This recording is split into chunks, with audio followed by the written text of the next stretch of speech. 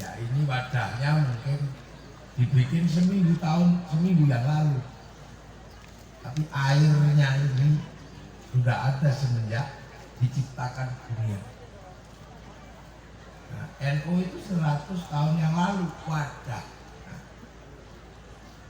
yang diwadahi itu ya semenjak adanya dunia, karena yang diwadahi adalah agama Allah yang diberikan kepada Rasulullah Muhammad Shallallahu Alaihi Wasallam. Dan Nabi Muhammad ini meneruskan agama para nabi yang sebelumnya semenjak zaman Nabi Adam. Teruskan para nabi yang 25 ini biasanya kita hafalkan waktu kecil. Umadamun Idris Nuh Huduma Soleh wa Ibrahim ulul muttaba Lutun wa Ismail wa Ishaq kadza Yaqub Yusuf wa Ayyub Shu'aib Harun wa Musa wal Yasa Zulkifli Daud Sulaiman Taba Ilyas Yunus Zakaria Yahya Isa wa Qaha Fatimun Ta'oya. Itu yang isi. Terakhir diberikan kepada Rasulullah. Dan Allah memberikan agama Islam kepada Rasulullah itu tidak di Kuningan, bukan di sini, tapi di Mekah sana.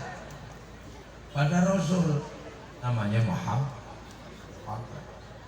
Makanya karena Rasulullah itu orang Mekah, orang Arab, makanya namanya Muhammad. Bukan Asep, bukan orang Arab.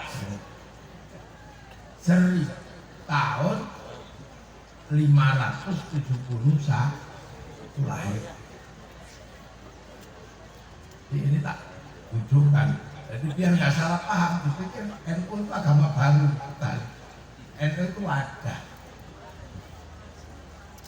571 Rasulullah mendapat agama Islam di Mekah, mengajarkan agama kepada orang Mekah.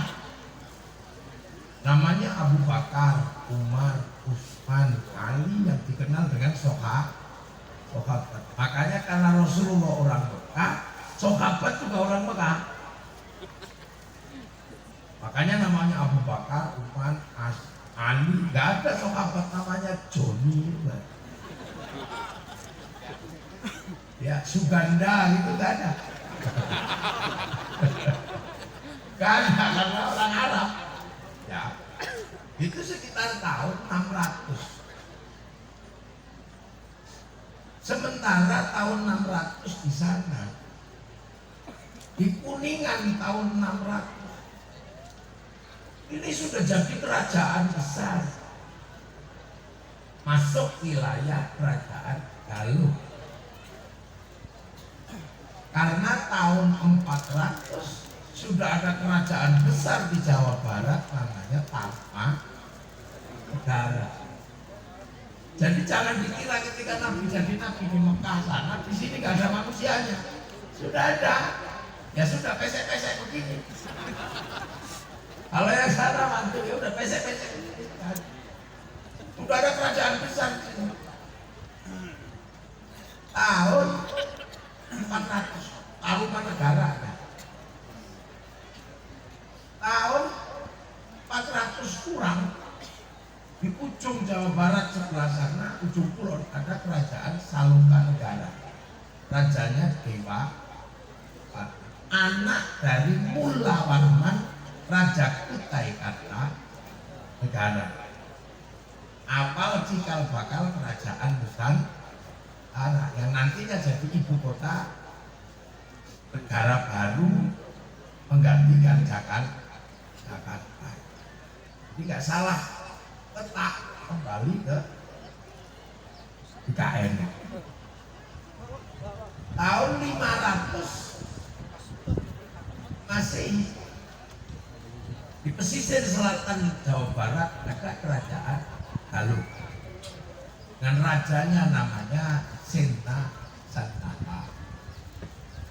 punya anak Sanjaya pindah ke pedalaman Jawa Tengah, bikin kerajaan namanya Mataram, bangunkan di candi-candi. Jadi Rasulullah di sana berdakwah, di sini sudah punya peradaban yang sangat maju.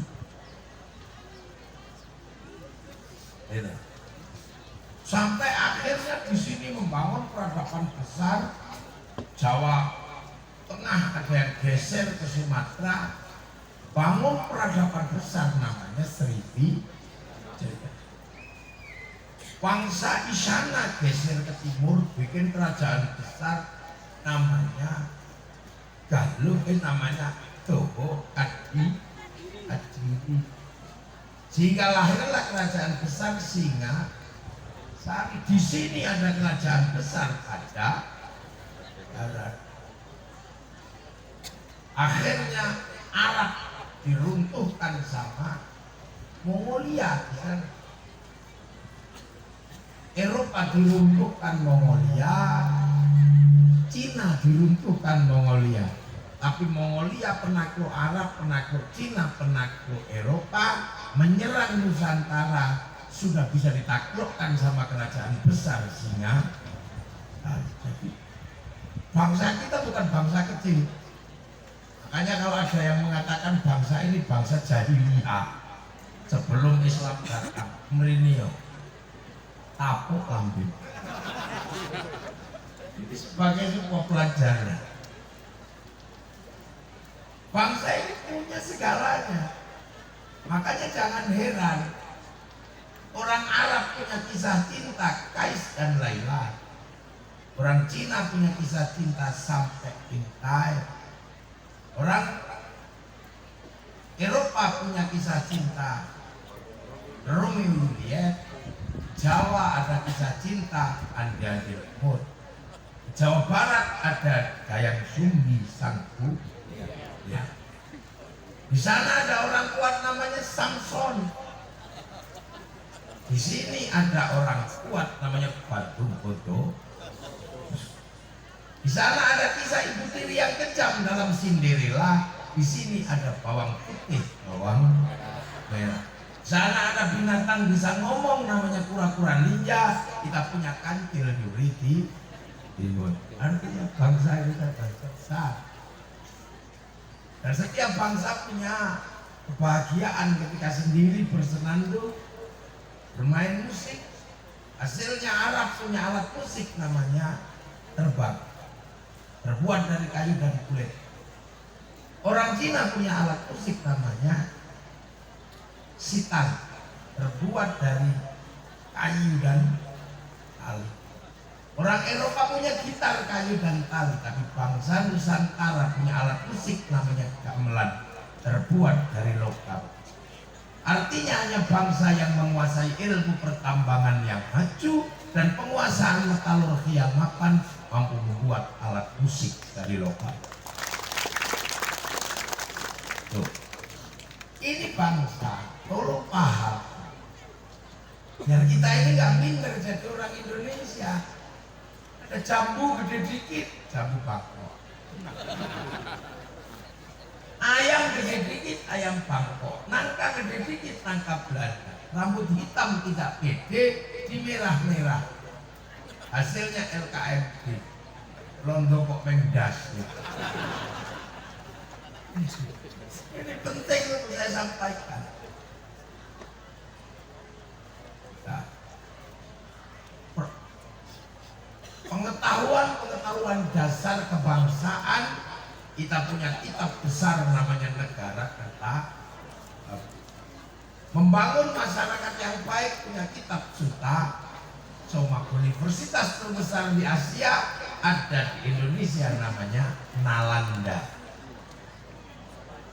Loh, itu hampir berbarengan dengan Rasulullah di sana berdakwah.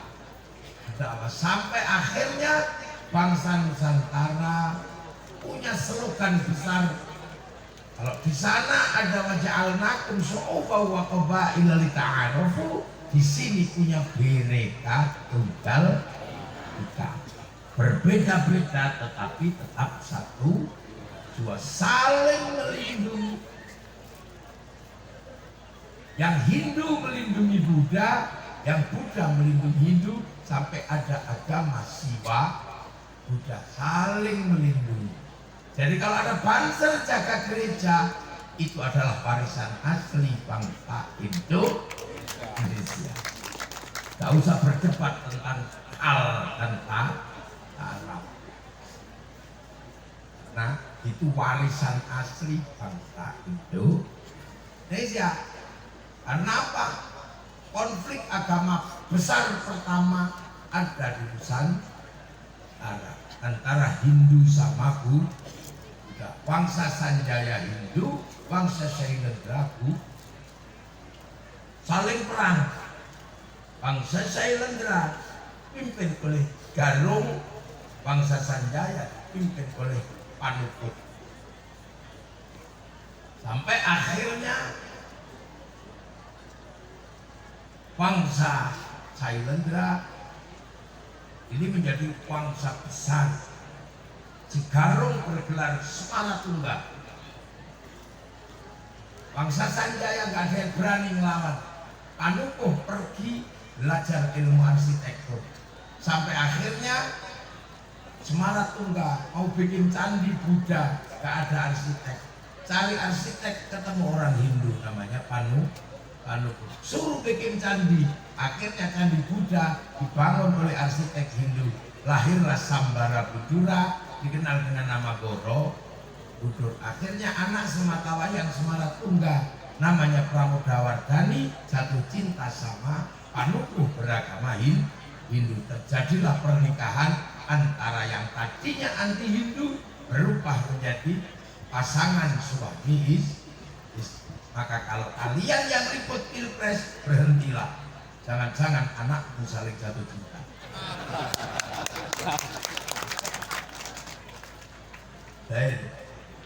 Akhirnya rukun saling jaga.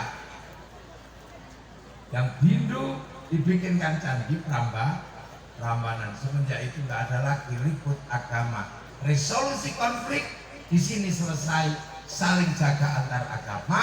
Di Mekah lakum dihukum waliyadin. Perangkatnya lengkap.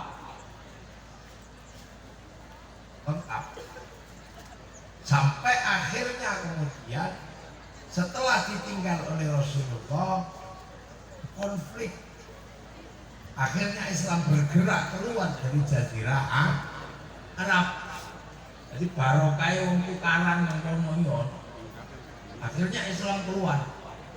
Geser dipimpin Sayyidina Ali ke Basrah. Ketemu dengan orang Majusi.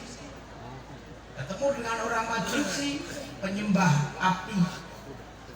Akhirnya Raja Majusi namanya Rustum mengambil menantu anak Sayyidina Ali namanya Sayyidina Husain. Karena Raja Rustum masuk Islam tidak lagi menyembah api. Api Majusi ditaruh bangunan tinggi namanya Manaro. Maka begitu masuk Islam, apinya dibuang, Manaro ditaruh di depan masjid. Akhirnya Masjid Parsi punya Manaro. Akhirnya Manaro menjadi hiasan masjid seluruh kaum muslimin sampai Kuningan bernama Menara. Itu dari Majusi. Jangan kamu bilang bid'ah.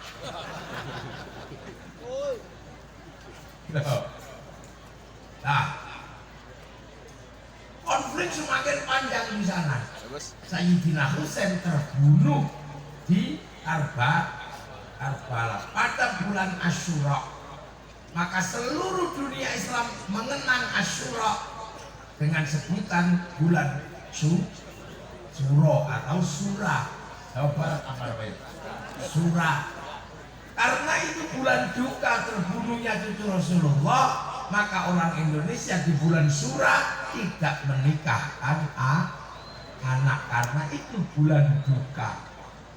Wujud terbunuhnya cucu Rasulullah menjadi yatim, maka di bulan Sura santunan anak yatim. Berarti sing paling Islam asli nopo? Sing wis ora surah, ora santunan, pendatang baru. Dari sejak ini tersisa satu selamat, Sayyid Ali Zainal Abidin. Punya anak namanya Sayyid Bakir, tambah jauh karena konflik. Punya anak namanya Sayyid Ja'far Shadiq. Semakin runyam huru-hara di tanah Arab sampai Sayyid Ja'far Shadiq curhat kepada Rasulullah, dikenal dengan sholawat ashdil wa ashdil tolibin kita limin akhrijna min bainihim ali. Yang masih pegang sholawat itu siapa? NU.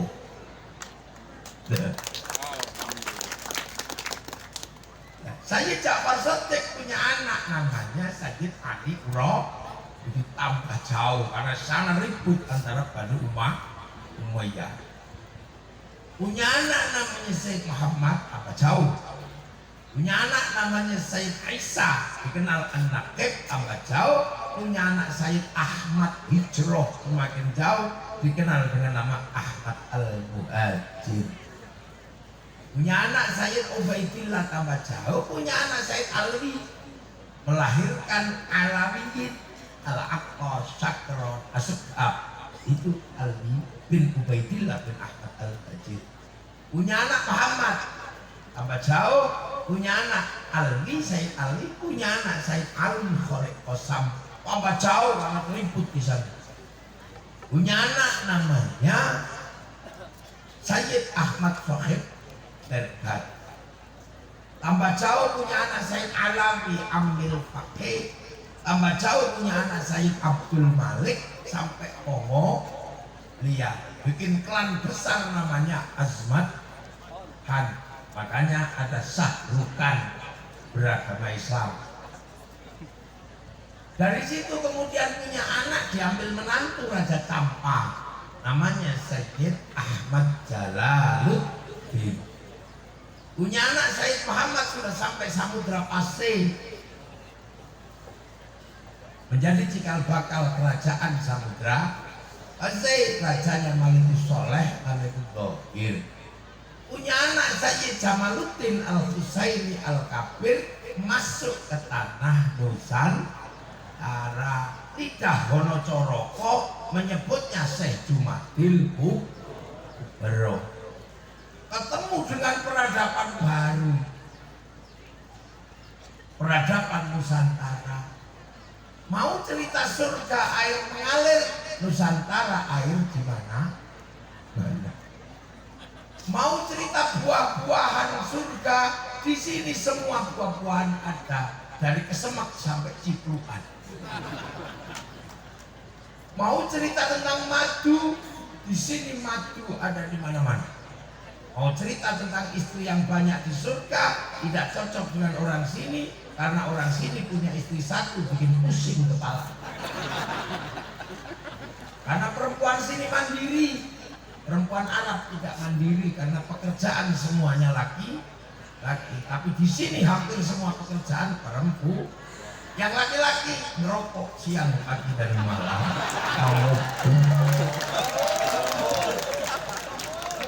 Kebul. Makanya tidak ada cerita pengislaman dengan cerita surga. Akhirnya kemudian melahirkan putra namanya Sayyid Ibrahim Asmoro yang disebut wali. Punya anak Sunan Ampel Surah yang disebut Wali Songo, yang digugat oleh ahli-ahli sejarah yang bukan berasal dari Islam.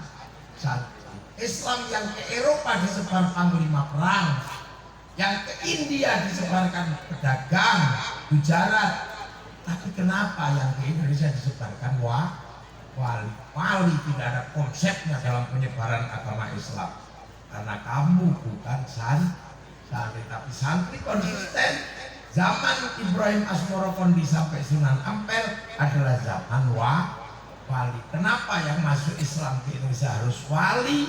Karena Islam beragama Hindu, karena Nusantara beragama Hindu. Hindu yang boleh ngomong agama adalah Brahma, kasta tertinggi. Raja tidak boleh ngomong agama karena dia kesatria, kasta kedua. Kasta ketiga, Wesia, pegawai negeri, nggak boleh ngomong agama. Forkompimda nggak boleh ngomong agama. Kasta Sudra keempat nggak boleh ngomong agama karena dia pedagang sama peta. Sekaya apapun saudagar, no, nggak boleh ngomong agama. Kasta di bawahnya pengemis, Arya, nggak boleh ngomong agama. Kasta di bawahnya ada kuca, copet, tukang ngentit. Makanya yang suka ngambil bansos, kuca. Di bawahnya ada mereka, maling, tapi kalau ketahuan lah, lari. Di bawahnya ada candala, maling, tapi ketahuan berani, begal. Nah, kasta tertingginya Brahmana, orang yang dekat dengan Sang Hyang Widi, yang tidak takut apa-apa. Orang yang dekat dengan Tuhan dan tidak takut apa-apa, dalam Islam disebut la khaufun 'alaihim wa la hum yahzanun. Makanya kalau Islam disebarkan oleh saudagar nggak bisa, karena saudagar itu sudra ditolak oleh masyarakat ilmiah. Jadi keyakinan para santri tentang Islamnya wali adalah keyakinan ilmiah yang dilandaskan pada fakta-fakta metodologis konseptual. Nah itu makanya. Nah terus mereka nanya, program pengislamannya kok cepet wali, kenapa? Buktinya mana? Daftar pustakanya mana? Wali itu kalau melakukan pekerjaan gak perlu baca buku, gak perlu referensi pustaka, karena wali kalau menginginkan sesuatu langsung download kemana? Ke harddisknya Allah, karena Allah punya harddisk besar di langit yang berisi program segala dunia, namanya Lauhil Mahfuz. Yang orang Yahudi Nasrani menyebut Abud Sulaiman, orang Yunani menyebut kotak Pandora, orang Jepang menyebut kantong Doraemon. Islam disebutkan Lauhil Mahfuz, kotak segala tahun.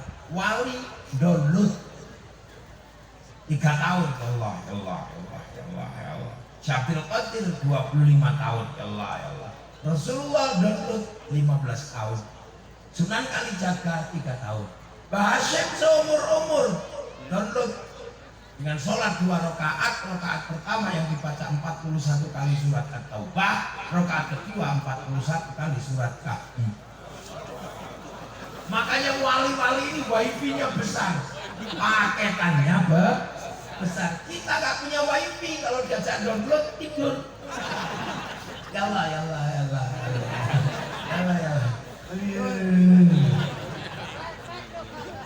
Nah itu. Sekarang kita tahu teknologi itu karena kita punya handphone terhubung dengan satelit. Setiap yang dikerjakan oleh handphone terdata oleh satelit. Seperti apa yang dilakukan manusia tercatat di Lauhil Mahfuz. Dicatat. Korupsi pakai ayat Quran juga pecah. Ya, demikian. Nah terus handphone itu suka kirim-kirim foto, kirim-kirim gambar. Syaratnya apa? Punya paketan. Kalau nggak punya paketan, cari wifi gratisan. Makanya ke warung-warung cari free wifi.co.id. Manusia suka berdoa, suka kirim doa, kirim Fatihah. Kalau punya paketan, kalau nggak punya, pakai wifi gratis. Wifi-nya siapa? Wifi-nya Nabi, wifi-nya wali. Kalau di situ .co.id, di sini ila hadratin Nabiyil Mustafa. Kalau di sana free wifi, ini tawassul. Makanya pakai wifi Nabi ila hadratin Nabiyil Mustafa wa ila jamil anbiya wal mursalin wal ulama wa syahadatin salihin wa ila jami'il awliya wal syariki al magharib fi barriya wa faqriya. Nah khususnya Abdul Qadir Al-Jilani Bali abaina ummahatuna masyayikhina wa kita wajadna muslimin muslimat walau benar al ahya min malwat wa nakhususun ila ruhi pakdi waqtul al-fatihah. Langsung share it. Makanya doa bisa dibagi ke seluruh dunia. Ada yang nggak percaya, masa doa bisa dibagi? Jangankan doa sepak bola bisa dibagi. Tak perlu datang ke Qatar nonton sepak bola, cukup satu orang nyuting, naikkan ke satelit, oleh satelit dibagi ke seluruh dunia, jam sama, waktu sama, tempat bisa berbeda-beda, namanya siaran langsung. Makanya orang kalau nggak percaya doa bisa dibagi, orang itu nggak punya TV. Jadi teknologi paling kuno dari sana. Wali-wali download, makanya wali itu tahu downloadan sana. Mesti diapakan Nusantara yang sudah maju berbeda-beda. Ya sudah, tidak pernah menonjolkan diri, minta disebut aku ulama terus tapi enggak cukup ya. Lu tapi kan kiai ada kebo, kiai selamat. Ada tombak kiai teret, tunggu saatnya kiai yang lain akan bilang yang ada tinggal kiai haji. Musola langgar itu campur, tunggu aja nanti pada waktunya langgar-langgar yang lain akan bilang yang itu adalah langgar sholat sembahyang murah itu telesot ke sembahyang yang lain, tunggu gak ada apa-apa, program di langitnya sudah ketahuan, yang lain bilang. Makanya sekarang ya santri, semua orang tahu santri itu pasti pelajar musola pasti tempat sholat langgar. Makanya orang nggak pernah sampai hari ini orang juga nggak akan pernah keliru. Walaupun belinya itu Mio, ketika pinjam temannya aku pinjam Hondamu. Hondamu apa? Mio. Walaupun keluarnya Ades, kalau beli Aqua keluar Ades, semua orang tahu seluruh kopa air namanya Sanyo. Walaupun mereknya Shimizu atau Nasi. Dan kita nggak pernah heran dengan ibu-ibu kalau lebaran bungkusnya kongguan isinya renggi. Iya. Kalau orang sekarang nggak pede, karena apa? Hasil kerja akal. Takut gak disebut Islam kalau batuknya tidak hitam. Takut gak disebut Islam kalau katoknya tidak jing. Takut gak disebut Islam kalau benderanya tidak la ilaha illallah. Takut tidak disebut semangat kalau tidak teriak Allahu Akbar. Penakut orang. Gayanya berani tapi hatinya penakut. Allahu Akbar itu Allah Maha Besar. Kalau kau yakin Allah Maha Besar, Allah tidak akan pernah terhalang oleh apapun. Makanya Allah tidak akan terhalang oleh orang mabuk. Makanya kalau ada orang mabuk gak usah pakai Allahu Akbar. Kalau berani tempelin. Itu sama dengan nyamuk di muka.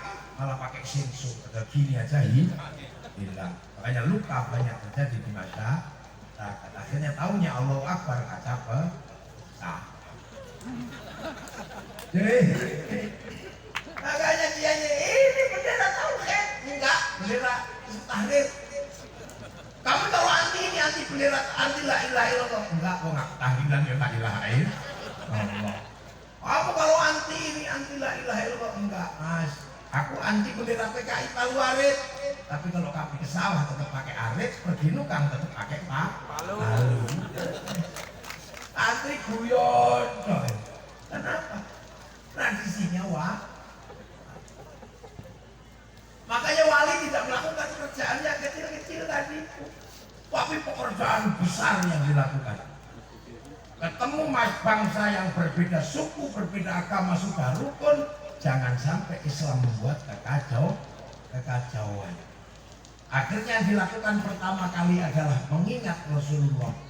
Bangsa yang sudah sebesar Nusantara, hanya Rasulullah yang sanggup menyatukan. Maka akhirnya para wali menyatukan orang yang berbeda-beda dengan kalimat Rasulullah. Apa? Kalimat kullukum ra'in wa kullukum mas'ulun an ra'iyati.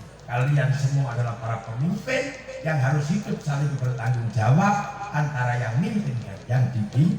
dipimpin. Orang yang hidup berbeda-beda tapi saling tanggung jawab, dalam bahasa Rasulullah dinamakan ra'iyah.